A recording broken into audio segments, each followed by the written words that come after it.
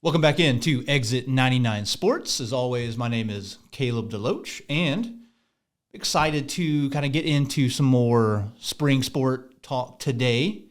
And, with that, we've kind of caught up this past episode to the last month or so of the spring sports calendar.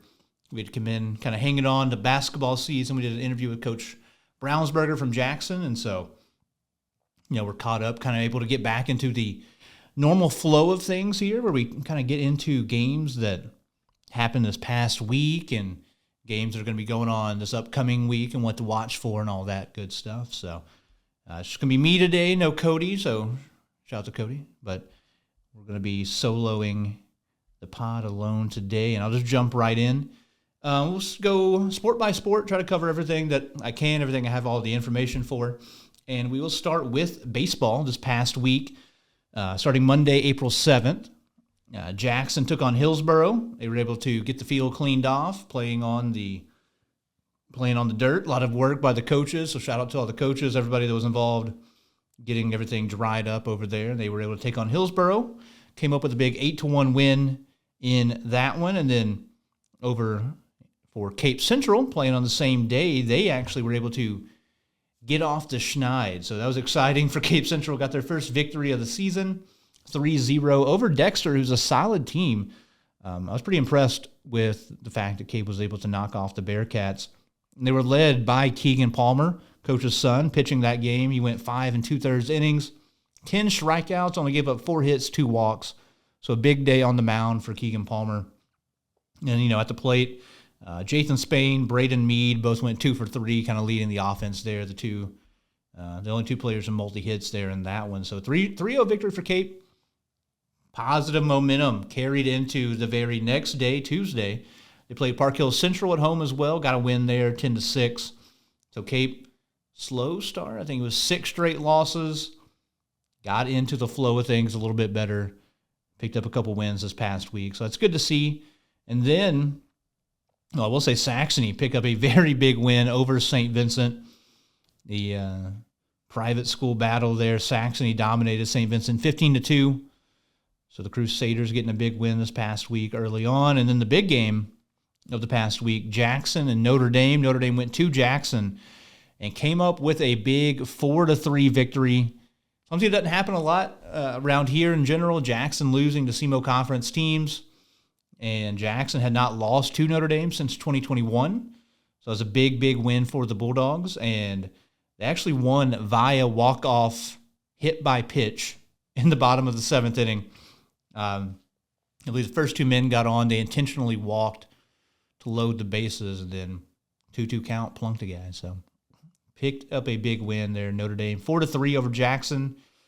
Notre Dame only had 3 hits, I think, the entire ball game, and I think 2 of them came in the final inning. So clutch hitting when they needed it, came up with the big play, got the big win, and the first time since 2016 that Notre Dame has won at Jackson. So a big-time accomplishment, big-time win for Notre Dame.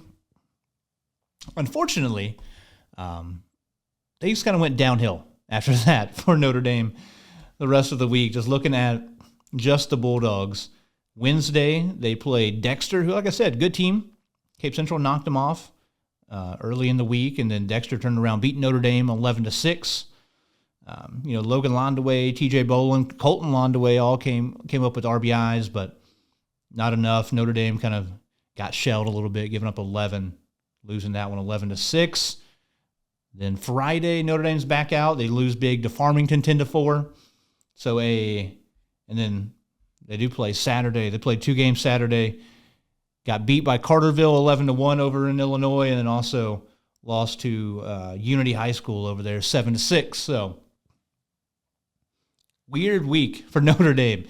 I know kind of from being in it, the motivation when teams play Jackson in baseball nowadays, football, some of those sports where Jackson really has a stranglehold in the area. I know people get fired up for those ball games. It's a big emotional game. These guys play together, kids from Notre Dame, Cape, Jackson. They've played together since they were kids, played against each other since they were kids. And so Notre Dame, big emotional victory on Tuesday, but then, loss the rest of the week. Got to try to find a way to kind of carry that positive momentum, and a big win over. They were not able to do so. They do have several opportunities this week. We'll get into that here in a moment. Also, this past week on Wednesday, Cape Central played Seckman. So busy week this past week for Cape Central. Got win on Monday, win on Tuesday, but they do lose to Seckman. Bigger school, 3-0 there on Wednesday. So a good start to the week, but come up with the loss there. But then Saxony over in Fruitland takes on Charleston. The Charleston team is usually pretty solid. Beat them 11-1. Might be down a little bit this year, the Blue Jays, but Saxony, the bat's really alive here this past week. Put up 15 against St. Vincent, 11 against Charleston, so it's exciting to see for the Crusaders. I mentioned Notre Dame lost to Farmington on Friday. That was a real lone, Cape Girardeau area game we had. And then Saturday, I mentioned Notre Dame went over across the river, lost a couple games. Cape played Valley, one of the best, small schools in the region, you can say, up there in St. John. Valley, tough team, beat Cape 3-1. Low-scoring game, but they do come up with that victory. And Jackson played a doubleheader at home. They hosted SLU High and Lutheran St. Charles. They went 1-1.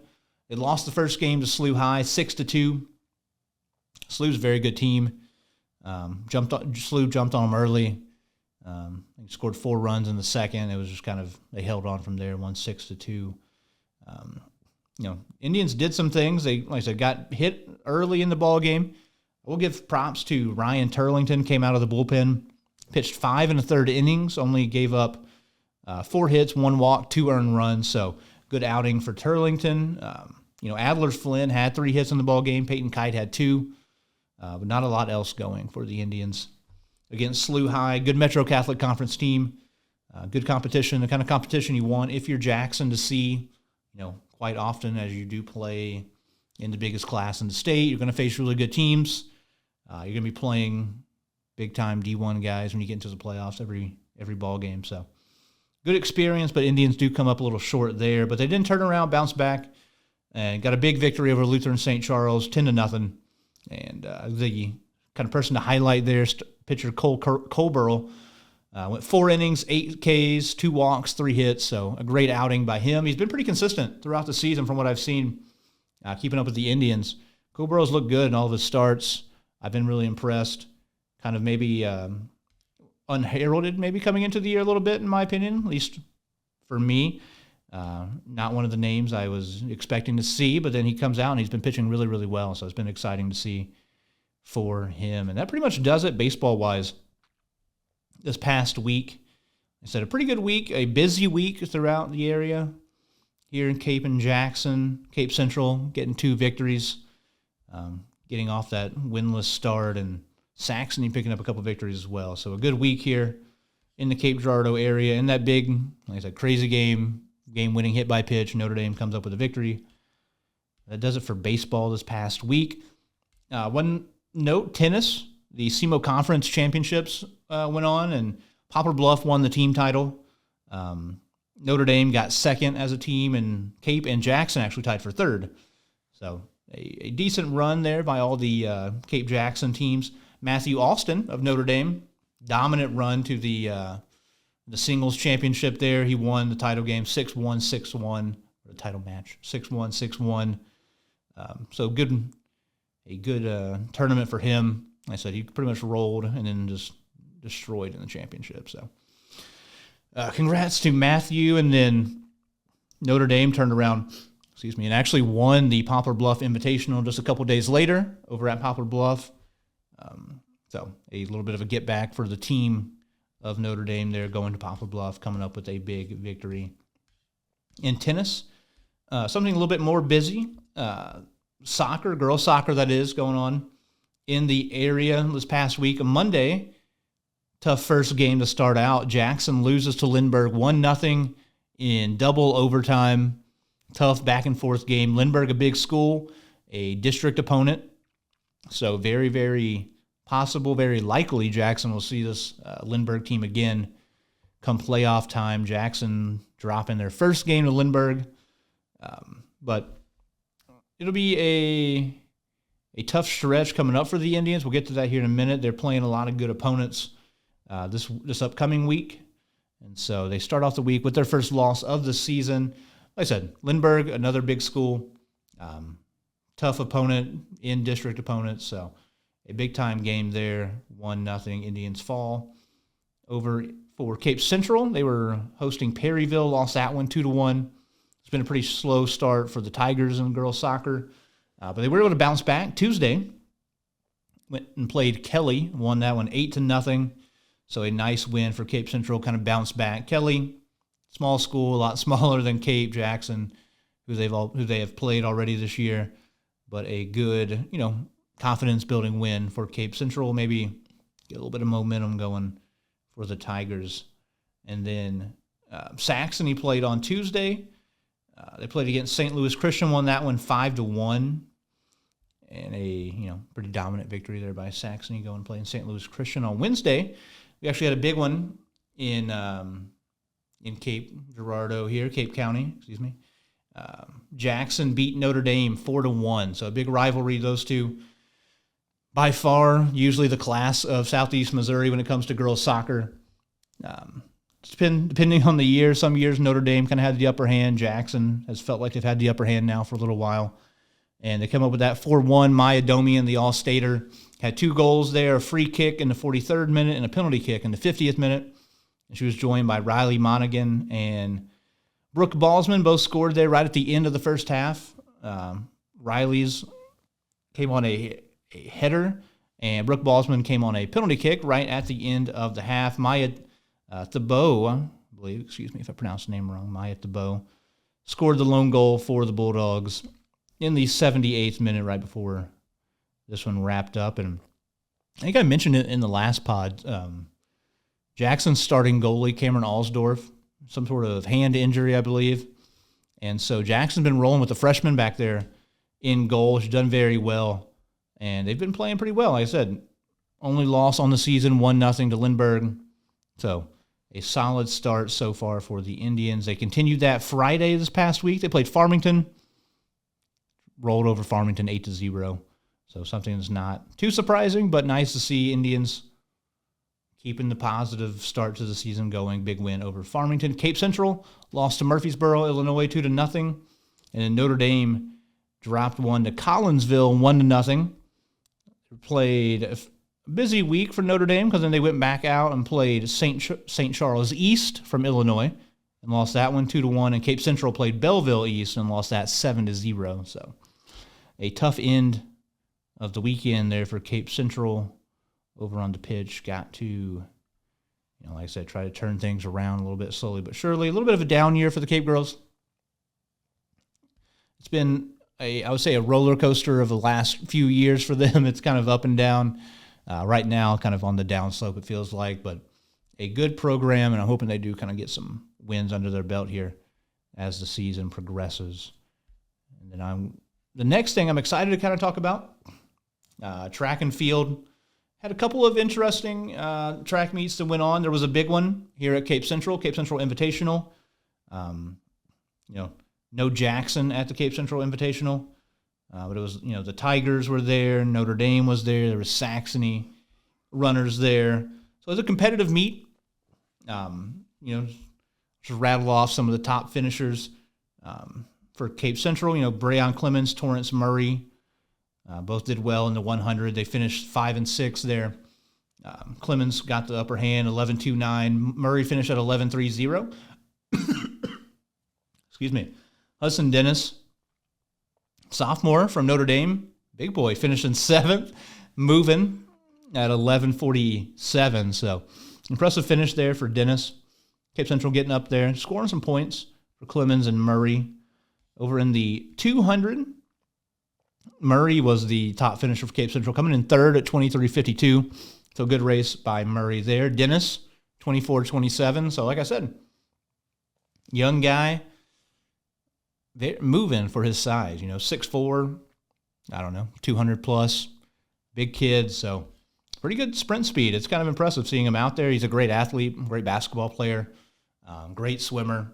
So a very, very talented athlete over there for the Bulldogs. Over in the 400, the high finisher in Cape County was actually Maxim Mayhew from Saxony, finishing fourth in 53.83. Aiden Dockery from Cape Central right behind at 54.14. So good races out of them. And one person I'd like to highlight who's having a heck of a season thus far. I'm planning on going back and kind of compiling all the numbers up to this point.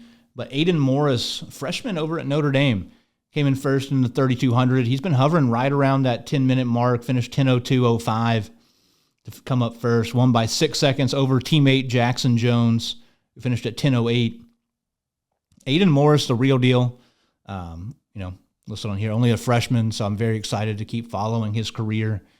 Going to be one of those people I expect to see making a lot of trips to state and, maybe eventually racking up maybe some medals there up at state. So a very promising young runner over at Notre Dame as always. They're very, very good in the long distances. And just another Morris here on the board over there at Notre Dame, coming in right around 10 minutes there in the 3,200. Very, very nice mark. Guess I can mention another person that's kind of been consistently doing pretty well. Cape Central's Warren Eanes ran 39.64, won big in the 300-meter hurdles for Cape Central. Hasn't been impressive. He ran well. Ran all right in the 100, got fourth there in 16.54. Sam Carr from Notre Dame bested him at 16.28 to finish third. But I've liked what I've seen out of Eanes in the hurdle, especially the 300 thus far. Been running really well to start the season. And then, kind of over on the field side, get off the track. I mean, the one guy who's been one of the most impressive athletes in Southeast Missouri on the track all season, Kent Sheridan, won the pole vault. No surprise whatsoever. Won by an entire meter. Finished at 4.7 meters. I mean, a week or two ago, he broke the school record, the meet record, the track record up at Festus. I mean, he's the real deal. Kent Sheridan, another guy I'm expecting to be he finished third, I think, this past year at the state meet. I'm expecting him to be up there again and be very, very competitive. I don't know for certain. I'm going to look into if he is going to be participating up in at Kansas, at the Kansas Relays. That is a big-time meet. I know it's on Cape Central's schedule. I know they're not going to take the whole team up there, but I would have to assume Sheridan will be on the list of competitors up there. If so, that'll be a big-time meet to see how he kind of stacks up against some really, really good vaulters in the entire Midwest region. In the throws, some other good numbers put up by Cape Central throwers. Zykel Hall finished second in the discus, 43.51. Good showing by Zykel. And then in the shot put, it was Isaiah Husky dominant over the rest of the field in the shot put. He threw 17.3. The next closest, 14.66, Kevin Thompson from Kennett.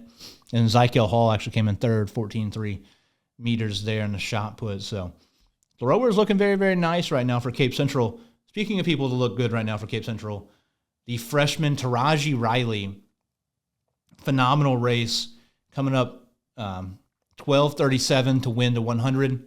And, I mean, for a freshman to be running like that, especially in a tough field. She ran against a couple of runners from New Madrid County Central. Maya Bills, I believe, was a state champion a year ago in her classification in 100 meters. So big time showing by her. Aaliyah Jackson at Cape Central also got fifth at 12:90. So good program over there right now. Taraji Riley, another freshman to definitely keep your eyes on here at Cape Central. One person I just want to give a shout out to, not in Cape County, but Carly Kosu over at Chaffee broke their school record in the 400, ran 58.52 in the 400. She was just in every single race there is. I think she won the 100 hurdles as well. She was competitive in one of the jumps. So a phenomenal athlete. I'm kind of curious to see if she's able to qualify in 4 different events for the state meet and see what kind of points she can put up by herself. Very, very talented. Very, very talented athlete that's been, running and jumping really well. But just kind of outside of our area. And then another freshman, Notre Dame, Martina Ressel, Won the 800 big by 6 seconds, over 6 seconds, 2:25. Lily Coy came in third from Notre Dame, 2:33. So nice meet there out of Notre Dame. Little mid-distance runners. And then, like I mentioned, it was, Carly Kosu won the 100-meter hurdles. Maya Farrar from Cape came in second, 17:05, and Maria Sire from Notre Dame came in third at 17:20. Then Lily Carr came in second in the 300 hurdles, and Maya Farrar came in third. So a good meet, boys and girls. One other person to give a shout out to, Jesse Iwuchukwu, a freshman from Notre Dame, 152 in the high jump. Nice showing as a freshman there. Yeah, it's been a good early season for some of the individuals out here. Some of the teams looking pretty good as well. And a lot to keep track of for over on the track. And then I guess the boys meet for the Jackson Indians. Like I said, Jackson was not over at the Cape Invitational. Their team split up, went to a couple different meets this past week. And the boys were at Eureka, and they had some pretty good showings there. It was a pretty competitive field. A lot of St. Louis teams. Poplar Bluff was actually up there as well. And, the two guys I talk about a lot for Jackson, Blaine and Barrett Reagan, they ran to 400. Ho-hum, 49 seconds, 49 low. Blaine won 49.24. Barrett came in second, 49.32, just ahead of Landon Deaton from Poplar Bluff, running sub 50 as well, 49.52. So they're pushed a little bit, not near kind of their PRs per se. I know Blaine ran, 47.8, I think, or 47.9 earlier in the season. Barrett's run 48 low pretty consistently. So a second or so off their normal pace, but a win is a win, and just trying to get good competition, face good runners, and that's what they're doing here up in St. Louis. And then Nate Meisner, a good finish here in 1,600, 4:39.71. Nice time there by him.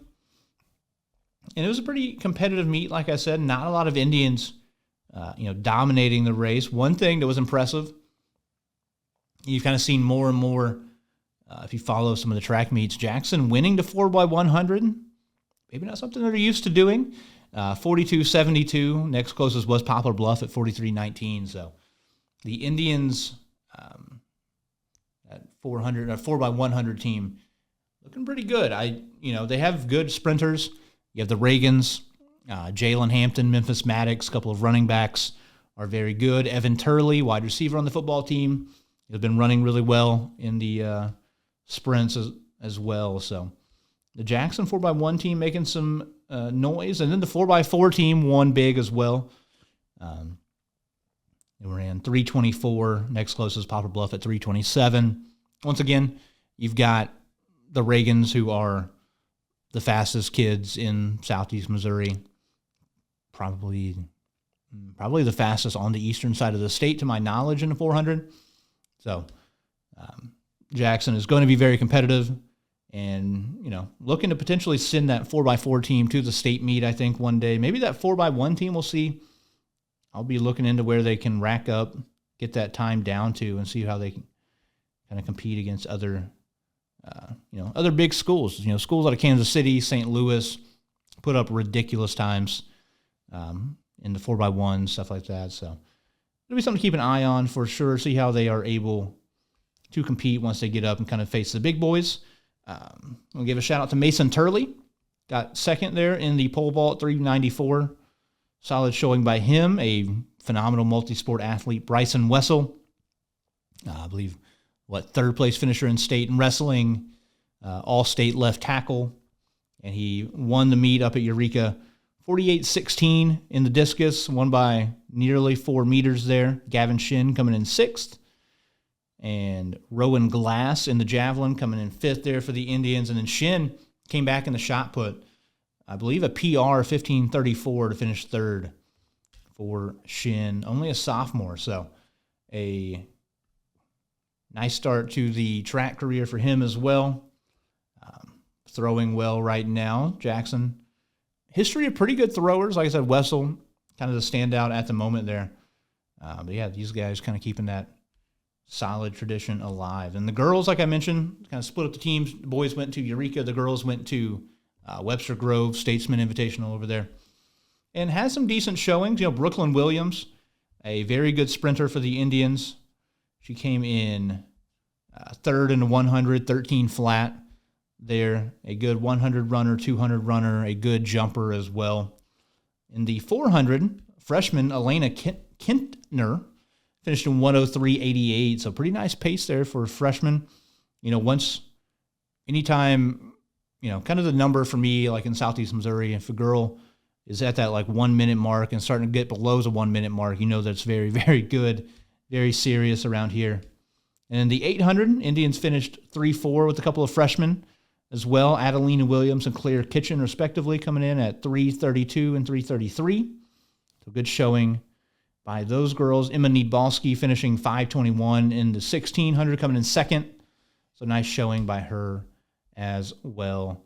A lot of good runs here out of Indians. Kendall Leland coming in first in the 300 meters at 50.5. So a great weekend there for her.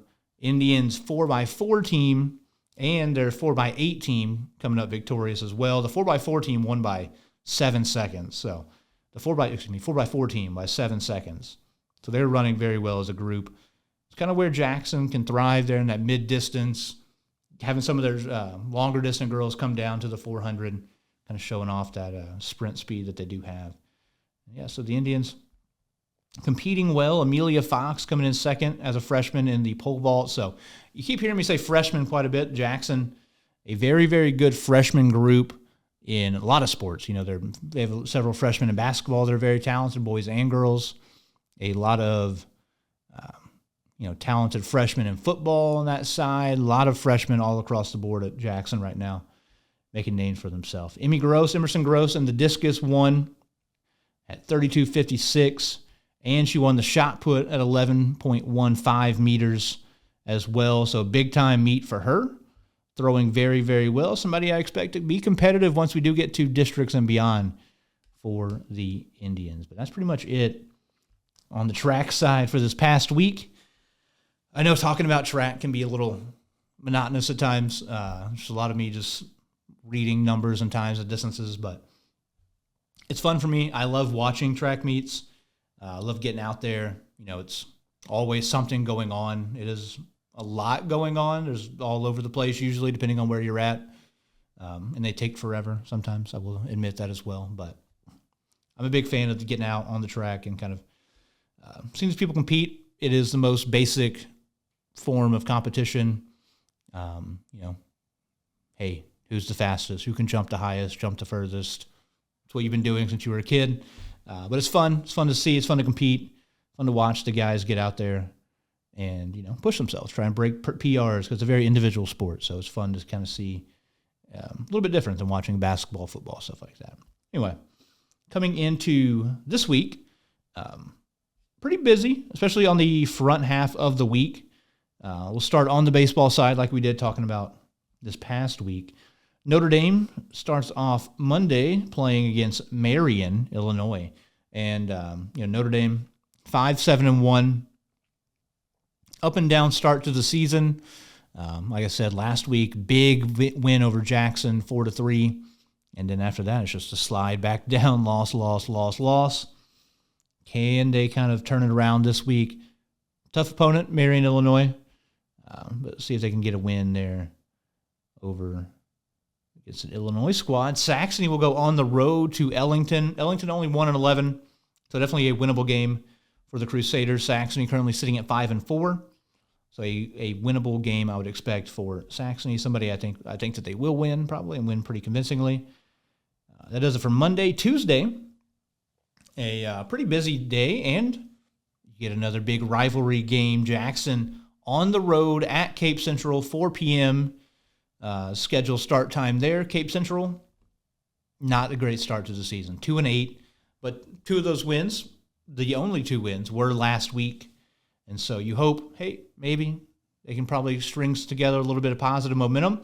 Big chance here. Jackson, a team that, like with Notre Dame, they've struggled against. But Indians 6-5. have played very, very tough competition, obviously. The majority of their losses coming to state-ranked teams. Obviously, Notre Dame got them last week. So definitely one to keep an eye on, to be at Cape Central. And I can't say for certain, but I'm going to just say for certain enough, certain-ish. I think Ryan Winkler will be on the call for this one. He'll have it live streaming. I'm assuming it'll be on Cape Central Sports on YouTube is where to find it. And if it is on the radio, 95.7 Cape FM, I believe is where he calls the games at. So definitely check out Ryan. Go watch that game. Get out to the field. The weather's nice. I'm hoping we get some nice weather here. Hope it holds out, but the rain does kind of come and go this time of year. Notre Dame will be at Poplar Bluff. As I mentioned, Notre Dame currently 5-6-1. They'll have Marion at home Monday, and then Tuesday at Bluff. Bluff 8-6, another SEMO conference team. Always competitive, always solid. Will not be an easy one for Notre Dame, but I am going to be rooting for Notre Dame there. And as always, anybody that plays Poplar Bluff will be rooting again. Sorry, Poplar Bluff. Saxony then will host East Carter, a very good small school. They're 6-6 right now on Tuesday as well. Wednesday, another busy day. Jackson is at Seckman, who just knocked off Cape Central last week. And Notre Dame will be at Valley, who also beat Cape Central. And that will be a tough game. I'll be pulling for Notre Dame. But Valley currently 12-1, one of the best small schools in the area all the time. So it will be tough to go up to St. John and come away with a victory. But Notre Dame has the tools to do it. They beat Jackson. So the ability is there. They just got to put it all together for 7 innings. Saxony then host Kelly, who's 2-7. So another winnable game, I think, for Saxony. Saxony keeps stringing wins together. The season's going to look really, really nice. They're trending toward a very good regular season. And then Cape Central Thursday heads up to Windsor. A little off the beaten path to 55. Windsor sits at 5-5 on the year. So a winnable game for sure for Cape Central. I think Cape will come away with a win there over the Owls of Windsor. But it will be tough. Pitching will be kind of the difference maker, I think, in that one. Yeah, this Thursday, Jackson will go on the road for a pretty big time, tournament, if you will, kind of showcase up there at Rockbridge High School in Columbia. They'll be playing 3 very, very quality opponents starting Thursday with Willard, who was 11-2, one of the premier teams in Southwest Missouri. I believe somebody who Jackson's faced off against a few times. Very, very, very tough squad. The Indians will have to bring it in that one. Then Friday, they will play a doubleheader. They face Grain Valley and Sedalia, 2 good teams. Sedalia a little bit east of Kansas City, Grain Valley more in the Kansas City area. Big-time matchups for the Indians. 3 games they could win, 3 games they could lose. This is going to be a tough competition up there in Columbia. For Jackson, it's just kind of doing the little things, playing good defense, and then, maybe a little bit better plate discipline. Something that I saw a coach mention on SEMO Ball the other day. He just said, hey, we're striking out too much, need to do better at the plate, need to take care of our business. So maybe the Indians, kind of get back to the basics, lock in on pitch selection there a little bit better. They can start racking up big wins against very, very good opponents. Like I said, this Jackson team sitting at 6-5, maybe not the record you expect to see out of the Indians, but far from panic time if you're an Indian fan, in my opinion. They're playing good competition everywhere they play. They did drop one to Notre Dame, might be a little uncharacteristic, but it's baseball. You give up 3 hits, but you lose.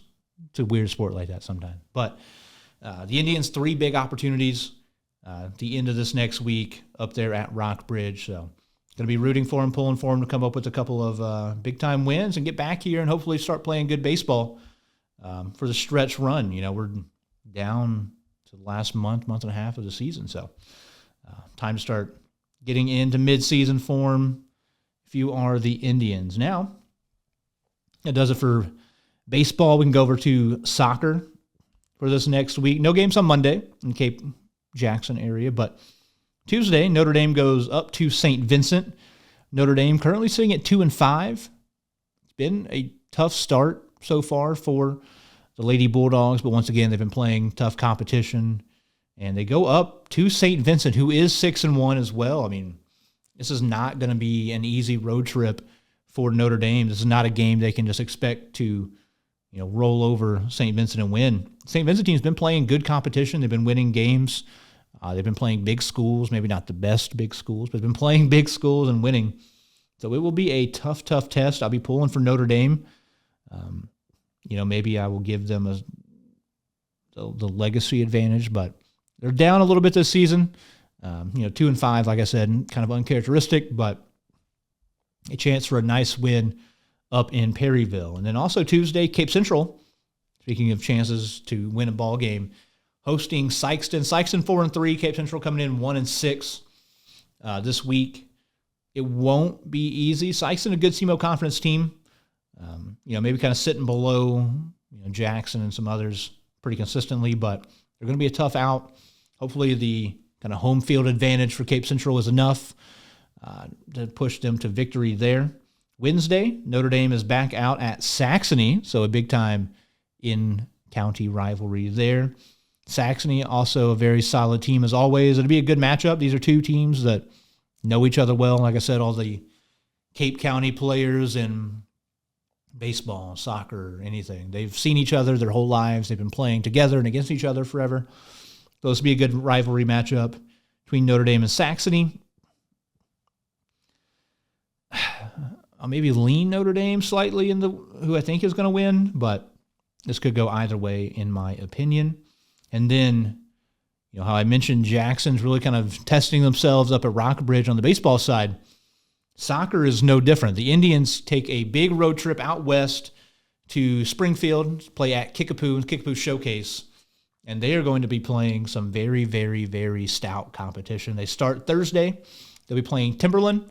Timberland's a suburban St. Louis school. Timberland's 6-1 on the year, so no slouch. Jackson 7-1 coming in, and the one loss to Lindbergh is a big school as well in double overtime. So Jackson with a big chance to kind of put that behind them and playing some more very, very talented teams. And Friday, they play maybe the best team in Springfield, Glendale, 5-0.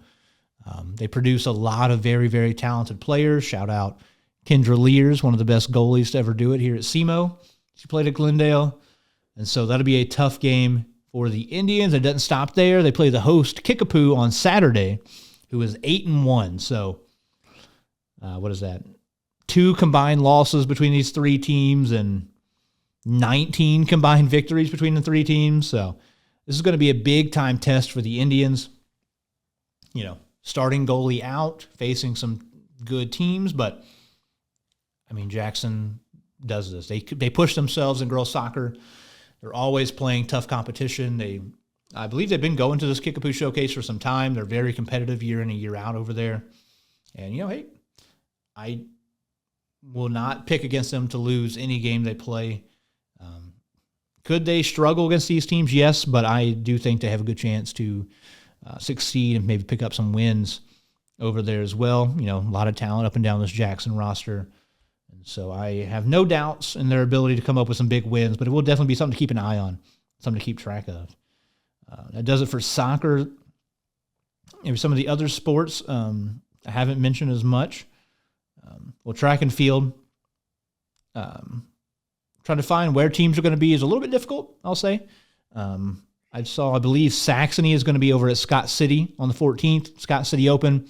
So a good kind of local meet over there for Saxony runners to get out and be very competitive in, I expect. And then the big one up in Kansas, the Kansas Relays. That's not a meet you take your whole team to. It's pretty selective, invitational. And so it's always cool kind of seeing local kids getting up there and competing and, maybe even placing high is always very, very tough up there at Kansas, because this is not just a Missouri meet or whatever. It is a regional, national regional meet. It is, you're going to have the best kids from Missouri, Kansas, Iowa, Nebraska, Oklahoma, Arkansas. There's going to be a lot of very, very talented runners, throwers, jumpers, etc., up there at Kansas. So I don't know who to expect necessarily. I kind of have an idea that I assume the Reagans will be up there. I'm curious to see how they compete. I'm hoping Kent Sheridan gets a chance to go up there from Cape Central, but I'm just speculating. I don't know for sure. But I hope to see kind of these standouts here in Southeast Missouri get out of the area and compete and, kind of see where they stack up. It's going to be a championship level competition up there at Kansas. So it's an opportunity to kind of exercise those, hey, I might be somebody that's in the state championship final. What does that feel like? What are the kids going to look like? You're going to see them up there at Kansas. So big time meet there. Definitely something to watch out for. Slated for the 17th or the 19th. And then moving into golf. Maybe something I've kind of not had my eye on as strongly, I will be honest. I'm going to do a better job trying to kind of find results over on the golf side. Pretty busy week, though, here in Cape Jackson area. On the 14th, we got the Poplar Bluff Invitational that Notre Dame will be competing in. And then Jackson is going to be up to St. Louis. The way it's on the schedule, it just says they're going to be playing at Fort Zumwalt South. I don't know exactly what that looks like. This is going to be just a head-to-head with them in Fort Zumwalt South. I don't know. But I'll definitely be looking for the results there. On the 16th, St. John is hosting a tournament that Saxony is supposed to be going up to. But then the big one here in Cape Girardeau, Notre Dame will be hosting their invitational over at Dalhousie. It's big time. I mean, Dalhousie is a beautiful, beautiful course. So hopefully the weather holds out, because then the 17th, Cape Central at the Cape Country Club will be, hosting competition there. Them, Sykeston, Dexter are all slated to be in attendance. So some very good golf coming up here in Cape Jackson. Hopefully the weather holds out. Like I said, this time of year, you never know. Rain comes and goes. Wind has been insane. So hopefully some of that kind of subsides. We get to see some good competition there over there at Dalhousie and Cape Country Club this week. And then the last, sport that I also haven't really talked about, haven't kept up with too much, but I'm going to be keep a little bit closer eye on. Boys volleyball's in swing right now, in season. For those that don't know, we do have two teams in the county that have boys volleyball, Notre Dame and Saxony. Saxony sitting at 4-4, relatively new program, only been in existence a couple years. Notre Dame, a lot more established. They've been around now for, I believe, about a decade. I could be off, but I think they've been around for a little while. They are 5-1 right now, playing well. So we'll definitely be keeping an eye on them and hoping, they continue to play well and just kind of see how they do. Start stacking up against some very, very talented teams in the St. Louis area. It's where boys volleyball really thrives up there in the private schools and the suburban schools up there in St. Louis. So it's always cool seeing kind of the local kids be able to knock off teams like that. It just about does it when it comes to, stuff that's going on, recapping last week and then talking about this upcoming week. That does it for Cape Jackson area. I do have a couple of, end of show shout outs, if you will. One, I mentioned Maya Domian over at Jackson. Probably going to be a 3-time All-Stater by the time she graduates. She just committed to SEMO the other day, so congratulations to Maya. Big time accomplishment. Super exciting for her family, the whole gang. That's very, very big time. And I believe that makes 5 Indians in the last 5 years to go over to SEMO. So a big, good, strong pipeline between Jackson and SEMO. Obviously, no surprise. SEMO, the only game in town when it comes to girls soccer, and then Jackson, the premier team for the last decade or so in girls soccer. And so, Maya continuing that legacy. I know the Nelsons just ended their run retiring over there at SEMO, and they recruited Jackson pretty heavily throughout the years. And now Maya, now in the new regime, kind of making a name for herself over there. So definitely be exciting to keep up with her, watch her play for SEMO. They're always been a good competitive team to watch. And excited time for her. And another former athlete from Cape Central, Cam Williams, who was awesome while he was in high school over at Cape. I mean, super dominant big man, beat a lot of local teams quite a bit. He has now been in college. This is going to be the end of his second season. He played at Moberly last year. He transferred when to Trinity Valley Community College. So Trinity Valley hired the guy who was the head coach at Mineral Area College. You got to see Cam firsthand a few times. He recruited him down to Texas. Cam took the opportunity, and lo and behold, they won the Division I Junior College National Championship just the other day. It was on national TV. It was pretty cool. Getting to see a kid from, Cape Girardeau playing on ESPN. Very, very neat, and they won the whole thing. So congrats to Cam and his teammates.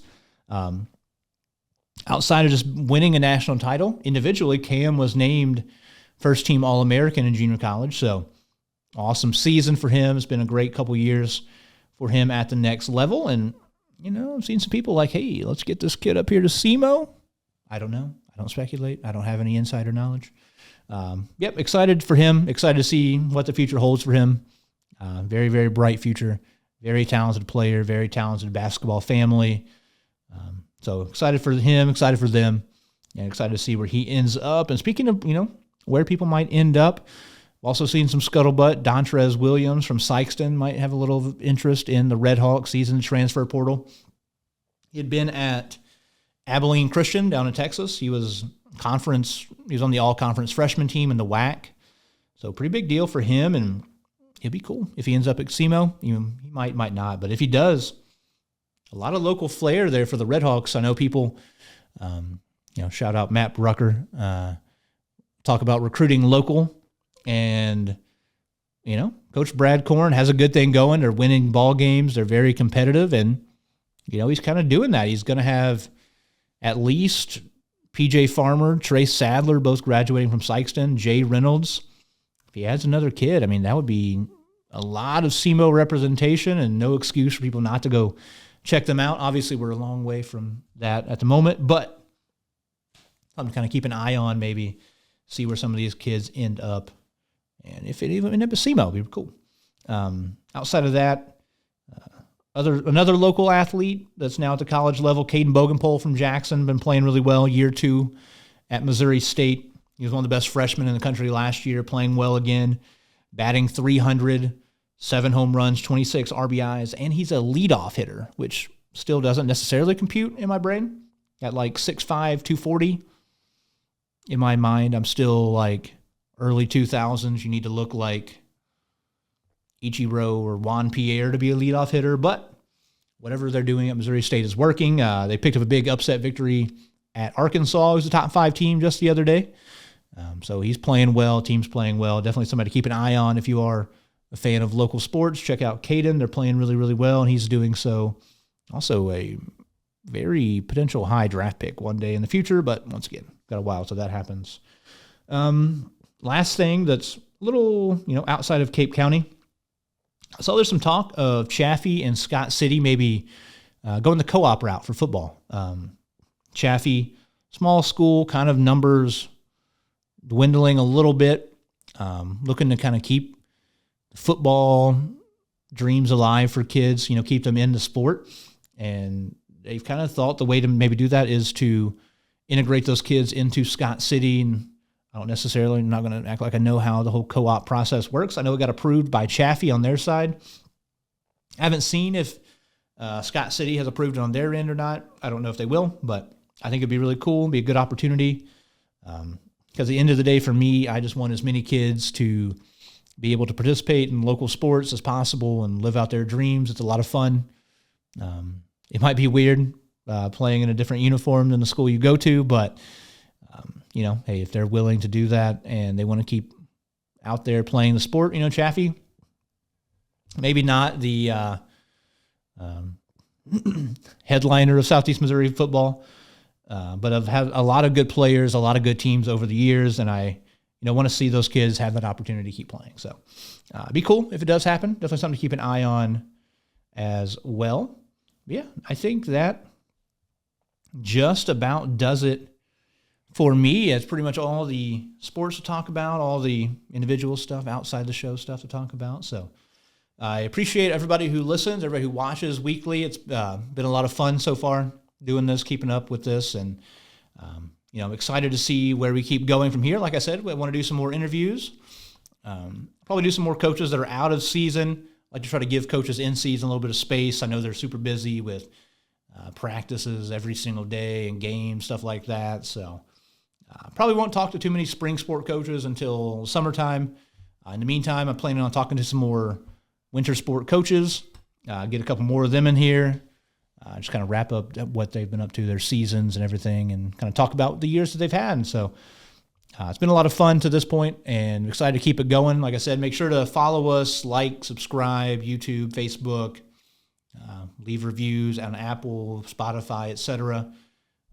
We really appreciate it, really enjoy the interactions. Follow us on social media, Exit 99 Sports, on any type of social media. My goal with social media, not to do anything for my own personal self. It's to just, amplify the kids in this area, get them in front of as many eyes as possible, because they put in a lot of hard work, a lot of time and effort. So just try to do anything I can to highlight what they do. And that's the entire reason I do this and enjoy doing it so much, getting to see, the athletes that provide all the entertainment, all the fun. So appreciate all of you for listening, watching. Keep listening and watching wherever you find podcasts, YouTube, like I said, Spotify, Apple Music, anywhere you might look for us. We'll be there. And in the meantime, we appreciate it. Cody should be back in the next episode. Get to listen to somebody besides just me ramble up here. So that might be appreciated. But regardless, I appreciate all of you who do listen, who watch every week. It's been a good one.